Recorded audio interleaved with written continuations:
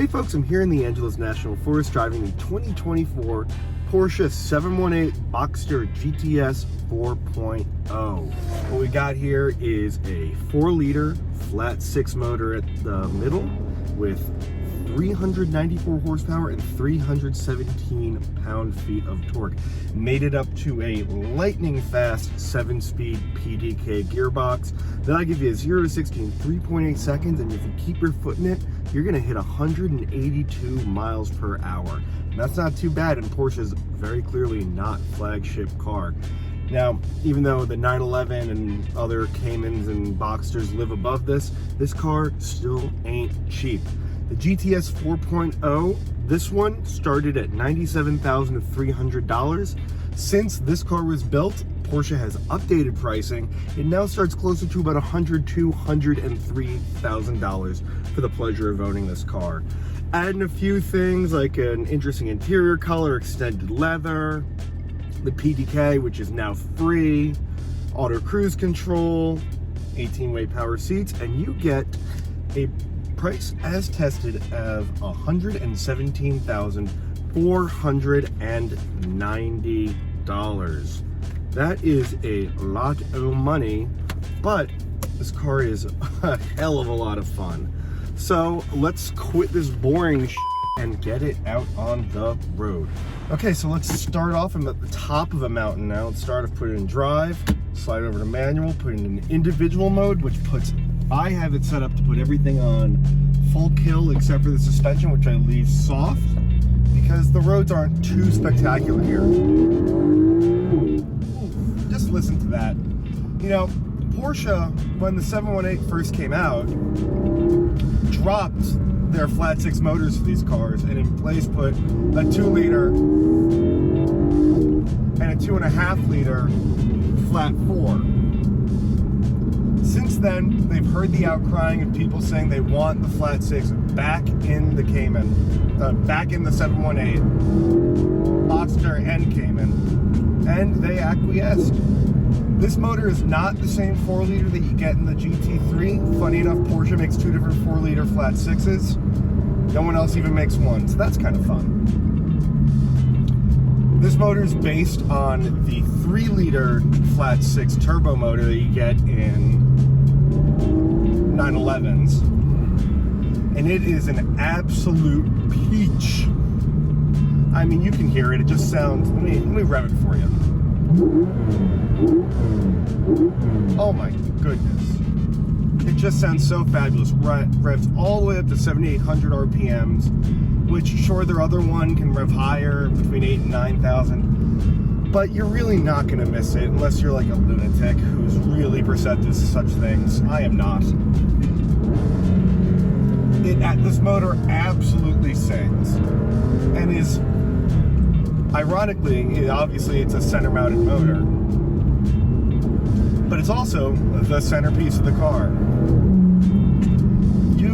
This engine makes up for a lot of very weird little things with this car that are kind of just, that these issues kind of stem from the fact that this car is now old. Now, 718 was, I want to say like 2016 as that was introduced, but it was kind of just a refresh of the previous generation car, which started its life back in 2012. So the interior of this car is over 10 years old, and it really feels it. I mean, the screen's really small, a lot of hard buttons. It's got a CD player and a place where you can stick an SD card in case you want to listen to your music that way. You'd be hard pressed to find a car that still has that kind of stuff. But none of sorry about that. Like I was saying, you'll be hard pressed to find modern cars with stuff like CD players and an optional just real key. Obviously it's like a digital thing, but you can still stick the key into this car's ignition switch and turn it on that way. That's kind of cool, I guess. It's really the last of its kind. I mean, it's a really old school driving experience. I mean, even the motor, even though it's a new motor, is kind of old school. I mean, there's no turbocharging or anything here. which means it doesn't have quite as much low-down grunt as someone who's coming from turbocharged motors might expect. Like BMW's S58 and B58 will probably feel a little bit quicker down low, just by the very nature that they produce more torque. That being said, this still produces more than enough torque for a car this light, which means you kind of forget that the transmission's gearing is so long. The top of second is in the mid 70s, and the top of third gear, keep in mind this is a 7-speed gearbox, top of third gear is like 106 miles an hour. So really, and the issue is you want to wring this motor out because it sounds so good, but you just can't because you'll be going so fast. You're gonna get arrested, and that will suck for everyone. And if you're in jail, you can't drive your 7 to 18 Boxster 4.0 GTS. What I'm gonna do now, no one behind me, we're gonna come to a complete stop, and I'm gonna show you how good the launch control is in this thing. 0 to 60 is 3.8 seconds.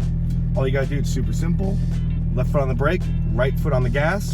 Revs climb, and you let go. Oh.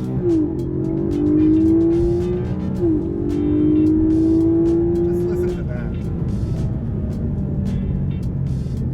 It just sounds so fabulous. You guys might be wondering why I have the roof up. Well, it's so that you can hear me. With the roof down, there's a lot of buffeting. You're not gonna be able to hear me. What's really the good of that? You want to hear me, you want to hear the motor. You want to hear me more, I get it. Aside from the engine, the thing that really sets this car apart from the competition, stuff like BMW Z4, the Supra, C8 Corvette, stuff like that. It's kind of a weird price car, so it's not too much it compares with. But the steering is absolutely fabulous. It's an electric steering system, but I don't like the wizards at Porsche were just able to make it so nice. It's a heavy steering, but it's so direct. I mean, turning so sharp, and turning is just so lovely.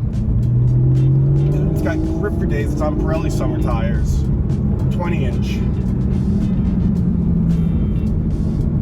I mean, this car will outdrive you.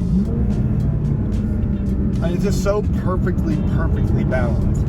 No part of it feels overwhelming over any other part. Everything's just matched up really well. Do I wish it had the super high-end 4-liter? Sure. And it's got 100 more horsepower. It's got nearly 500. This is about 400. But it's not that big a deal. And do I care that the infotainment screen is small and it doesn't have cooled seats and there's like gauge clusters from the first Obama term? No, I really, truly don't care. I don't even care, and this is a big one, guys.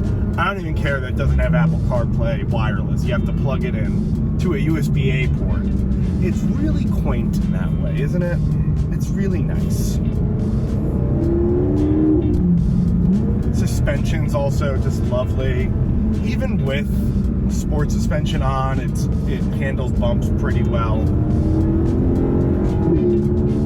Corners really flat, as you'd expect from a mid-engine car like this. And somehow, obviously, this car is very small, but Porsche has packaged it in such an amazing way. I mean, you've got a front trunk and a rear trunk. I got this car while I'm out here in California visiting some family. I had 2 carry-ons, 2 backpacks, and another bag, and this car was able to take all of it with room to spare. I truly don't know how Porsche did that. I mean, the front trunk is so big, it's got one of those emergency latches because you can kidnap someone in it. Very impressive, if you ask me. Oh, I could listen to that PDK blip the engine all day. It just sounds so good. Obviously, if I was buying one of these, which I'm not, because I don't have like 120 grand to, I would obviously get the 6-speed manual transmission.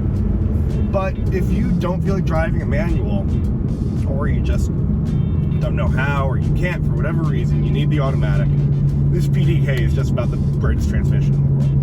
I mean, it's so fast and so consistent. It's almost too perfect. I mean, every single shift is exactly the same. And when it's in automatic mode, it's really smart about knowing what you want to do, wherever you want to be. Just whatever gear you need to be in, this car snaps right to it. So this is the other cool thing about PDK and this car in general. So right now I'm cruising, it's doing 35 miles an hour in 5th gear, pulling 1800 RPMs. Push this little button on the steering wheel, sport response turns on, drops 3 gears, and the car immediately just enters full kill mode for 20 seconds. It's great for passing on the highway. It's a really neat little party trick. On the subject of practicality, this car has really solid gas mileage. I mean, up here in the canyons, gas mileage shoots a dog shit. But cruising down the highway, you can get easily 30 to 32 miles per gallon and give you a driving range of over 500 miles, which is really impressive for a car that's this high performance. Disregarding kind of the datedness of the interior, it's still built really, really well. I mean, everything just feels really tight. Everything's very nice. The extended leather package this car has adds some nice little things, like some more leather trim over here and some stuff around here. It's nice. I mean, I don't know if you need it. I don't know how much you love leather, but if you love leather, this is the one for you. My only gripes about the car really are kind of like the dated tech, which is kind of a take it or leave it thing. If you're buying a 718 GTS, you probably don't care that much that the tech is old. I'm fairly certain you wouldn't. But it's just something to note. And this car also kind of makes me a little sad because it is sort of the end of the road for these cars. I mean, the next Boxster and Cayman to come out are going to be electric, and I'm sure that they'll be fabulous like all Porsche EVs are. But they won't have this certain like je ne sais quoi, the joie de vivre of this GTS 4.0. Okay, folks, here's the deal. My phone ran out of memory, so I'm just gonna finish it up here. Like I was saying, this car is very expensive, 120 grand, but the driving experience goes a long way to justifying it. I really enjoyed my time with it, and if I had the money, this would probably be at the top of my list of sports cars if I was going to buy one. Thank you guys for watching. Quick shout out to Porsche for lending me the car. I will see you guys next time. I'm gonna go and drive some more while you're not around. Bye-bye.